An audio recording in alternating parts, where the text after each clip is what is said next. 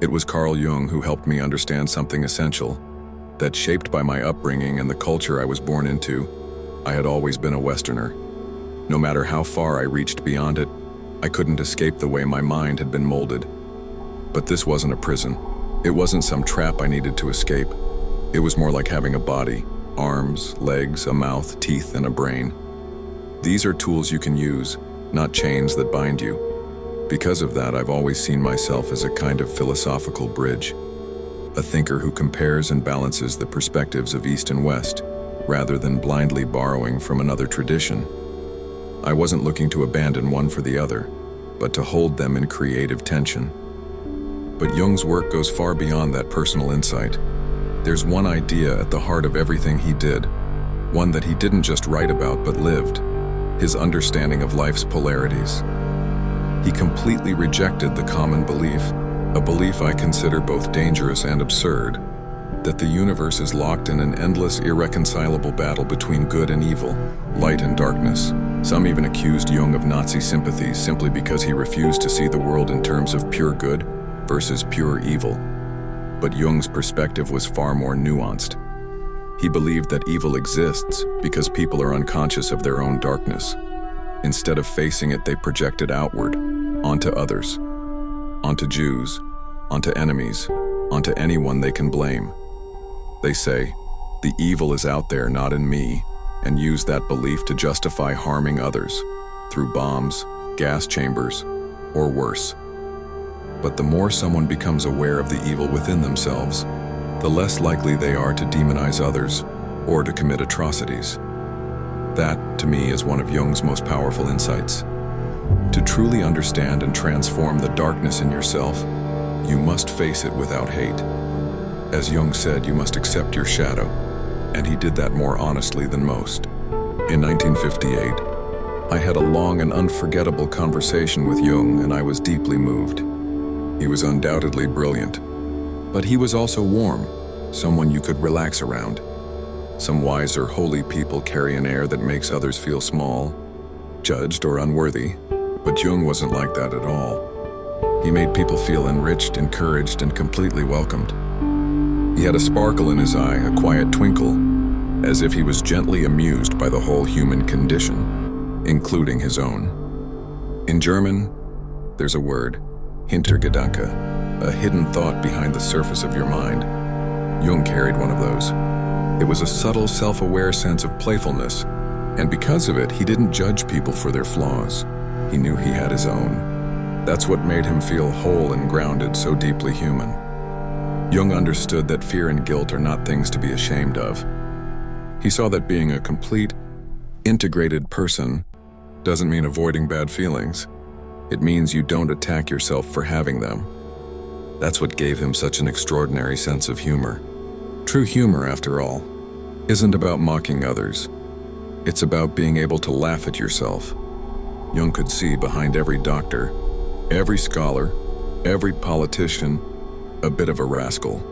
And he didn't reject that part, he welcomed it. He saw that just as manure helps roses bloom, our flaws nourish our growth. Our imperfections, our inner messiness, they're not obstacles to wholeness. They're part of what makes it possible. I want to share a quote from one of Jung's talks that I find especially powerful. He was speaking to a group of ministers in Switzerland, and he said, "People forget that even doctors have their doubts, and sometimes what patients confide is hard to bear. But a patient cannot feel truly accepted unless even the worst in them is embraced. And this can't happen just with words. It depends on how the doctor sees themselves and their own darkness. Only when a doctor can truly feel with the other person, not judge them, whether silently or aloud, can healing begin. Acceptance doesn't mean agreement. It means deep respect for the other's struggle. That is what I call real objectivity. And this kind of objectivity isn't dry or clinical, it's tender. It's profoundly human. A truly spiritual person understands that God often works in mysterious, even painful ways to reach the human heart. Jung understood that well. Jung once said something that struck me as deeply profound. We can't change something if we don't first accept it. Sin doesn't free us, it suppresses. If I judge someone, I become their oppressor, not their friend. To truly help someone, I must accept them as they are. and that's only possible if I've done the same with myself. It sounds simple, but the simplest truths are often the hardest to live. It takes real strength and a kind of inner artistry to truly accept yourself. Jung spoke often about moral values, feeding the poor, forgiving your enemies, offering compassion. These are beautiful ideals. But what happens when you realize that the poorest beggar or the most wounded criminal is not out there, but inside you? That's when things become uncomfortable. That's when we tend to turn on ourselves. We deny that part, push it away, bury it in shame. Yet what if that shadow inside us, our brokenness, our fear, our selfishness, was actually God reaching out to us in disguise? What if, like Peter, we deny him before the rooster crows even once? Jung saw that the real madness in our culture was this obsession with being good by waging war against ourselves. It's the same old belief that the universe is split in two, good versus evil, light versus dark, with no hope of reconciliation. But Jung taught something radically different. He said all opposites are resolved in a deeper unity. You can't understand being without also understanding non-being. Even Thomas Aquinas said that silence is what gives music its shape, that evil and suffering in a mysterious way help reveal what is good and meaningful. It's contrast that brings clarity. This doesn't mean Jung condoned evil. Far from it. He warned against complacency or the blind encouragement of destructive behavior. But he saw healing as a sacred process, almost like a spiritual alchemy. In the world, war might be healed through forgiveness and the courage to love our enemies. Within us, the same is true. Modern people are tired of guilt, tired of shame. What they crave is peace. Peace with their own nature.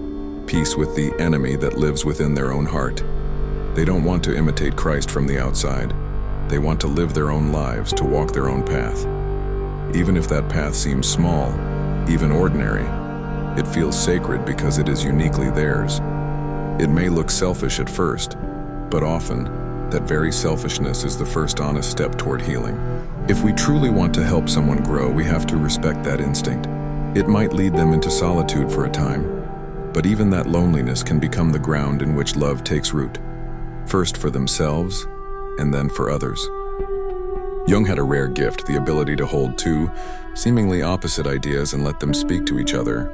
Even when he explored Eastern philosophies, he struggled at first to grasp how Buddhism could deny the ego. But through his own experience, he came to a deeper understanding. Take Hinduism, for example. In that tradition, the ego isn't seen as something entirely separate from the divine.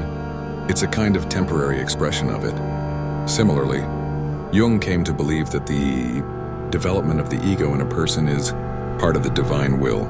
It's not something to be crushed, but to be fully lived. And only by doing so can we eventually see through it, transcend it, and discover our deeper nature.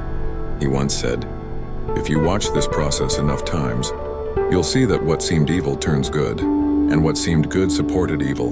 The demon of selfishness can lead us toward the wholeness that religion seeks." This is the principle he called enantiodromia, the transformation into the opposite. It's the moment when the very thing we thought was the problem becomes the path. The inner war dissolves, not because one side wins, but because both are integrated into something larger. Like in judo, you don't defeat a force by resisting it. You move with it, flow with it until its momentum transforms. Jung understood that to move beyond the ego, you sometimes have to follow it. That might sound counterintuitive, even dangerous. But in the Western world, with its deep emphasis on individuality and personal development, this might be the most honest and direct path to transcendence. It leads, ultimately, to the same realization found in the East, that all conflict, light and dark, self and other, good and bad, rests upon a hidden unity. And from that place of unity comes a peace that's not sterile or lifeless. It's not the peace of denial or escape. It's a living peace, one that holds struggle, contradiction, and imperfection within itself. It embraces everything. This was Jung's gift to the world, not just insight, but a map toward wholeness, a wholeness that doesn't come by rejecting parts of ourselves, but by learning to hold them all in compassionate awareness.